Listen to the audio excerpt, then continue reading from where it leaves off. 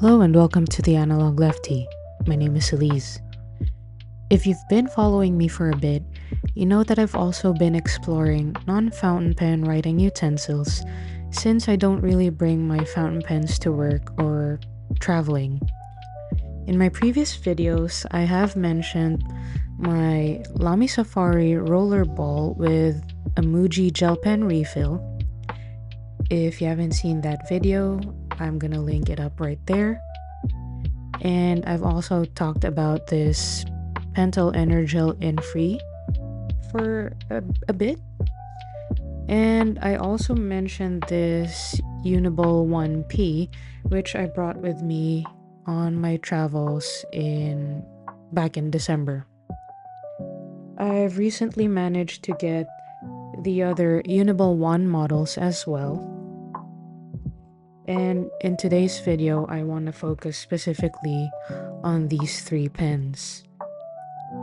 I really like the Pentel Energel In-Free refills since they're super reliable and they're very smooth writers and quick drying, which is great for left-handers.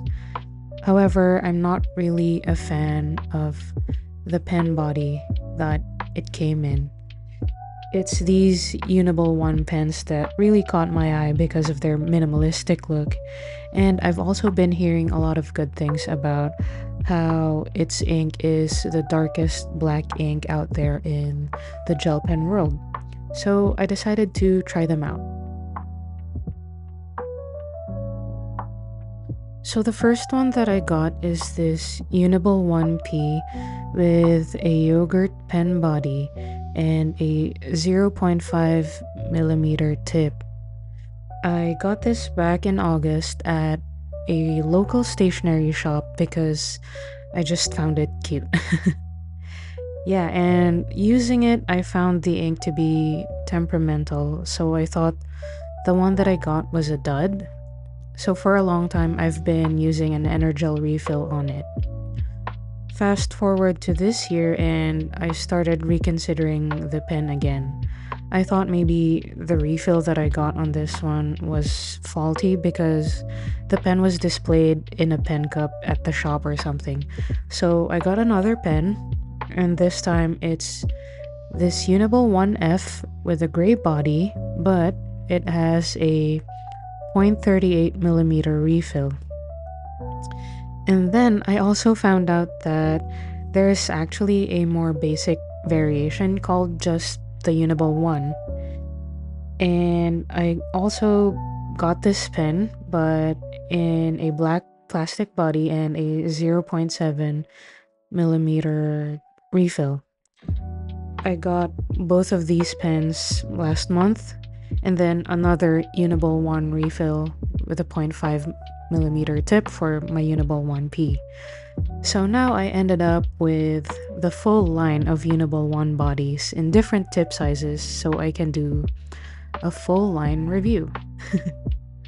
Oh, and I forgot to mention that the Uniball 1P and Uniball 1F I got for about $7 Canadian, and the Uniball One I got in a 3-pack around $7.50 Canadian.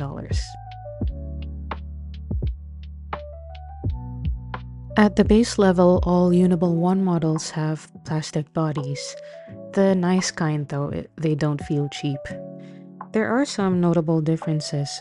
So the standard Uniball One just has a plastic tip, and you can see here that the grip section is rubber for additional comfort, but it doesn't add any bulk to the profile of the pen. It is quite prone to catching dust, but it's pretty easy to wipe off. The pen opens up where the grip section meets the rest of the body, and inside it's just plastic, no additional fittings or whatsoever. If you look at the Uniball 1F and Uniball 1P, they have metal tips. And as you can see, they are both just plastic all throughout, and they don't have any rubber grip sections. The Uniball One F opens up a little halfway up the pen body, and as you can see, this this metal tip extends to the inside of the pen barrel. I think you can see a little bit that the walls of the barrel has metal in it, and that gives the pen additional weight, and it provides a lower center of gravity when you write. The Uniball 1P is closer in style to the Uniball 1F, just shorter and chubbier. But you'll see here that the metal tip is just attached to where the plastic ends. And if we open up the pen, you'll see, probably, hopefully, that inside it's just a plastic tube lining the walls of the barrel. It's not metal. So I think that plastic tube lining balances out the weight distribution on this pen, especially with this metal clip being almost half of the size of the pen body. While all three pens have their defining points, you can see that there is a consistent design language across the board. A minimalist and streamlined plastic body, a satisfying and super functional spring-loaded clip attached to a pill-shaped uni logo, and the Uniball One branding and Japan engraved on the sides of the pen, if there is a side to a pen, and even these lines here where the clicker part meets the rest of the pen body. I just really love the design of these pens. In terms of handling, I like the Uniball 1F best because of the lower center of gravity that I mentioned earlier. Next would be the Uniball One because of the balanced weight plus the rubber grip. And last would be the Uniball 1P. I mean it's cute, and although technically it should be more ergonomic because it's chunky, the drastic shift of the tapering towards the tip makes it quite challenging to find a comfortable grip without my fingers wanting to slip towards the tip. Maybe I'm just really unlucky with pocket pens. But regardless, this pen is quite cute. According to the Uni website, the Uniball One is a revolutionary vibrant pigment ink that makes dark inks look darker and bright inks look brighter. Apparently in 2023, it became a Guinness World Record holder for the blackest gel ink ball pen. And it's actually amazing how you can see how black it is, putting it next to the Muji and Pentel Energel. Even between the finest tip 0.38mm, it's still darker than the Muji, and it becomes even more apparent at the 0.7mm. The Muji is just on the grayer side, and Pentel Energel is quite close, but the Uniball One is still the darkest. They also say that the ink is specially formulated so it stays on top of the fibers instead of being absorbed into the paper, and I guess that's how the ink shows through more vibrantly. The ink is also supposed to be quick drying, smear proof, and bleed proof because the ink settles on top of the paper. And if we look at the back of the sheet, There's no signs of bleeding, and you can see that the pentyl energel shows more ghosting actually. So yeah, I actually just want to do a quick smudge test to see how smudge resistant it actually is, and also we're gonna try a highlighter test. All right, so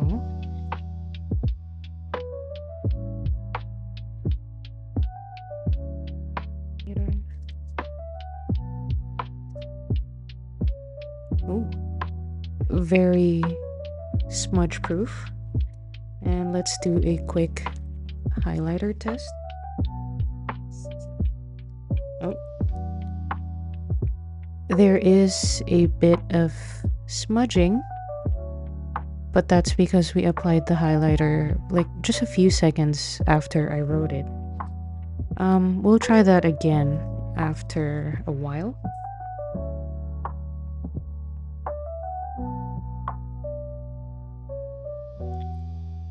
Now let's do the 0.5.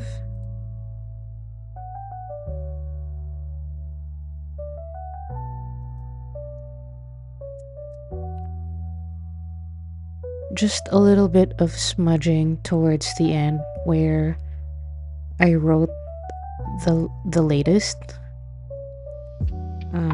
Let's try the highlighter test. Oh, no smudging on this one. Weird. I wonder why that smudged the thinner point. But yeah. And then let's try the 0.7 millimeter.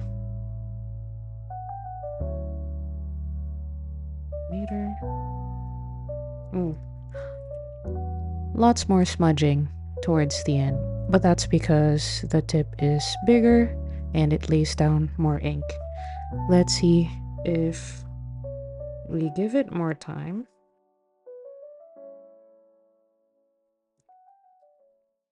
One, two, three, four, five.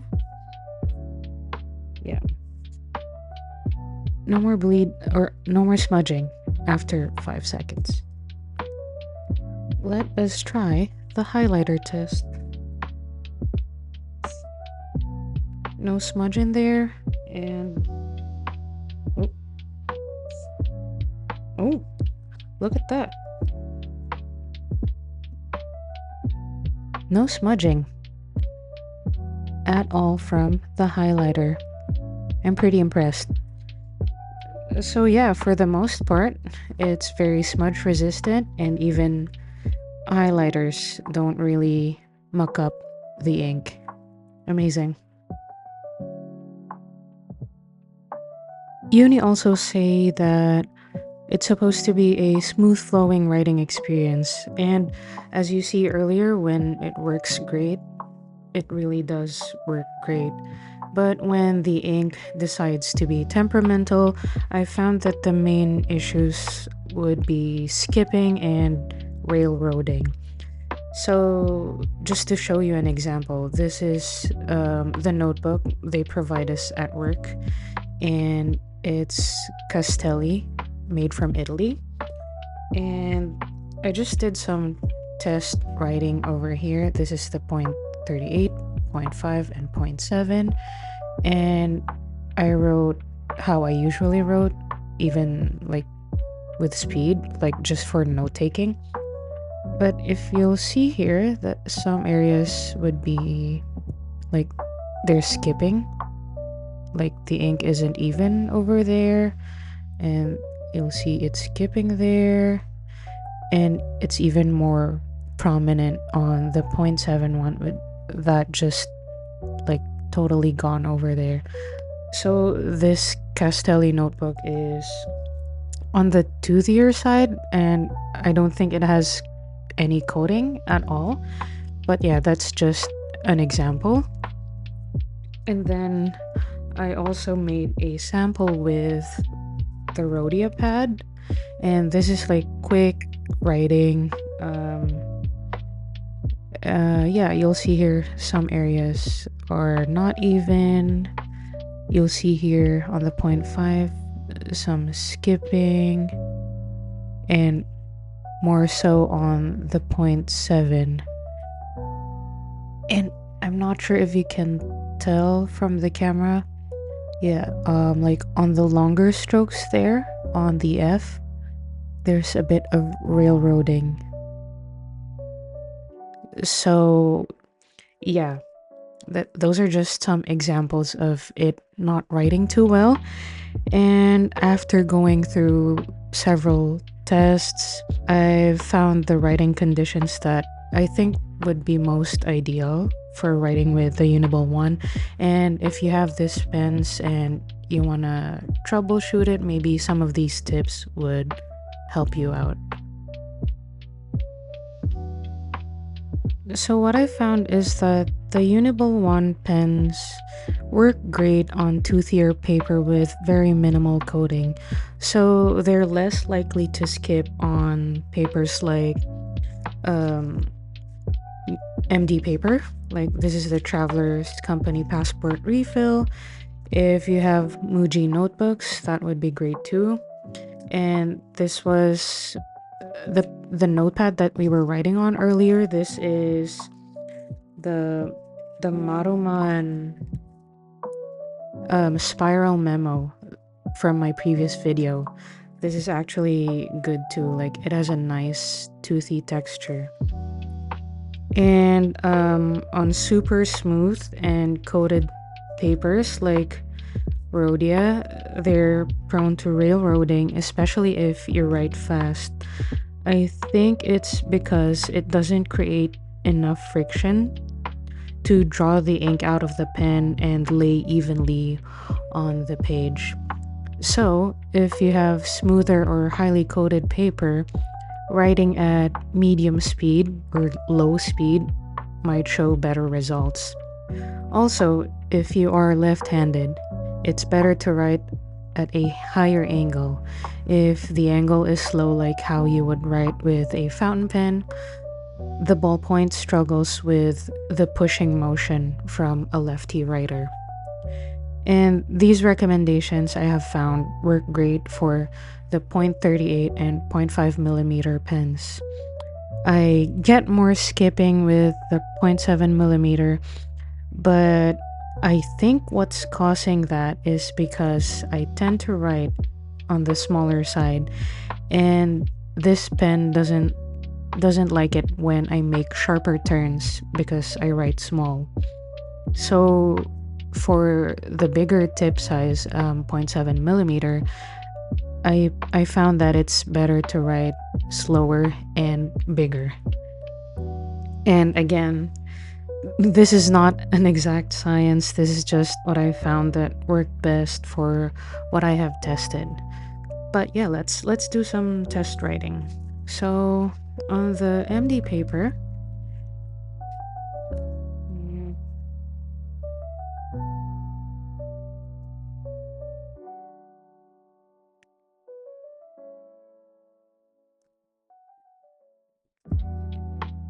so as you can see earlier, I was holding it at a high angle.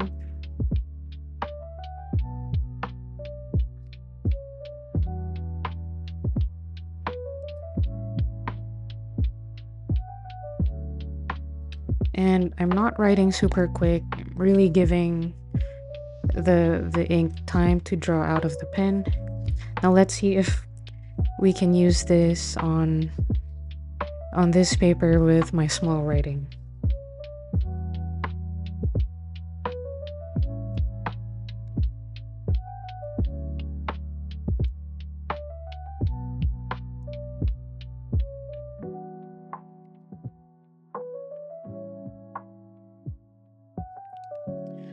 So yeah, so far it works, but again, not perfect. You'll see some parts where it skipped. But yeah, definitely MD paper works great, and the Maruman spiral memo. These are good papers. And let's try the Rhodia with the coated paper. So for this one, the suggestion is to write slower.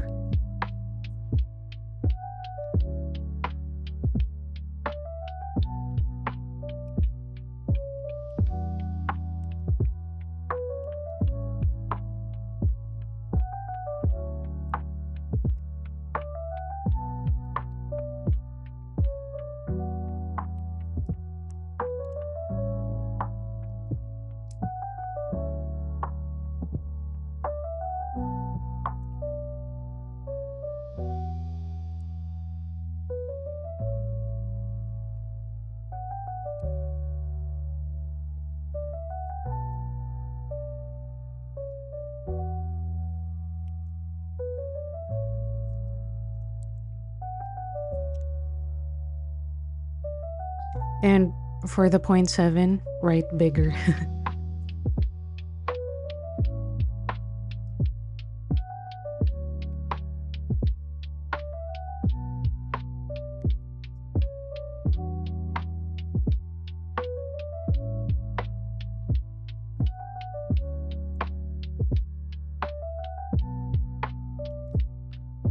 Still not perfect.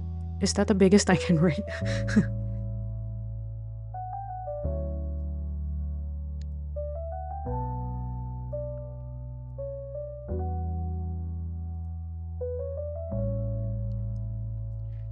Well, yeah, see, it's not an exact science. You'll see that it's still struggling, but it looks better than the sample I showed earlier. Yeah, the 0.7 is really quite problematic.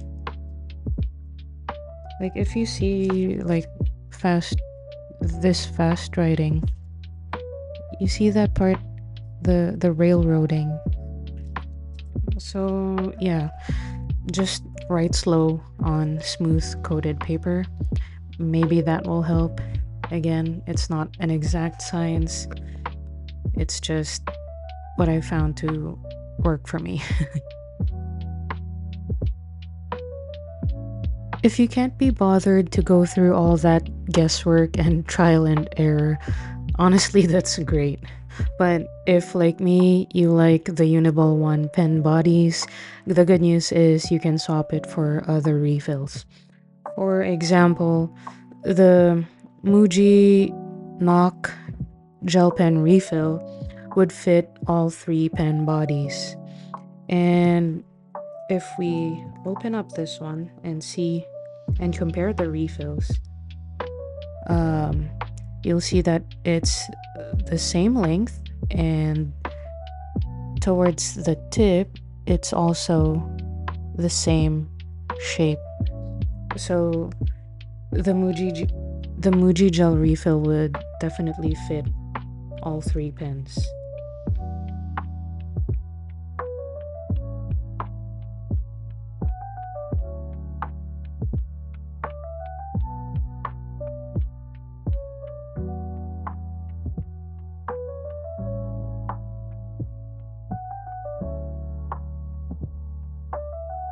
So yeah, Muji Knock gel pen refill definitely fits all 3. But the Pentel Energel needle tip only fits the Uniball 1P and the Uniball One. And that's because, do you remember earlier when we talked about how the Uniball 1F has a metal fitting inside the barrel of the body? That metal fitting leaves very little room for error on what actually fits inside. And that's because when you compare the Uniball One refill to the Pentel Energel needle tip, yeah, it's the same length, but if you look at the top, there's an additional step over here.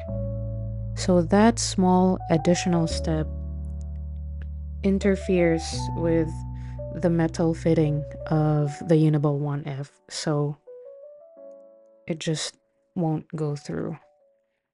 But it definitely works for the Uniball One and the Uniball 1P. I'm sure there are other refills that would work for these pens, but I can only recommend what I have tested. So yeah, those are the ones that I can say works for now. Oh, and by the way, if you're wondering, the Uniball 1P, even if it's shorter and chubbier, it uses the same refill as the other models. Like, they're all the same. You can see that the clicker on this one is hollow, so the refill goes through the clicker, and it has extra room inside this to accommodate for the length of the refill. So that's how it's able to fit in there. For the Uniball 1F and just the Uniball 1, I don't know how it shows through on the camera, but it has, you see that plastic? That plastic pushes the refill towards the tip of the pen body. It's not hollow and the refill doesn't go through the clicker. So yeah, those are just some extra facts about the pen. I definitely did not set out to buy all 3 models of the Uniball One. My curiosity got the best of me, and I think it's just in my nature to look into things too closely and investigate until I'm satisfied. But honestly, I also really just like the pen design, and the ink has so much potential that I wanted to give it its best shot. And even if my recommendations are not based on exact science, my hope is that it helps anyone who struggles with this pen, especially lefties like me. And I'm curious to know, do you have Uniball One, any of the models? What has your experience been like? And if you made it to the end of this video, I appreciate your time and you for being here. Thank you for watching, take care, and I'll see you on the next one.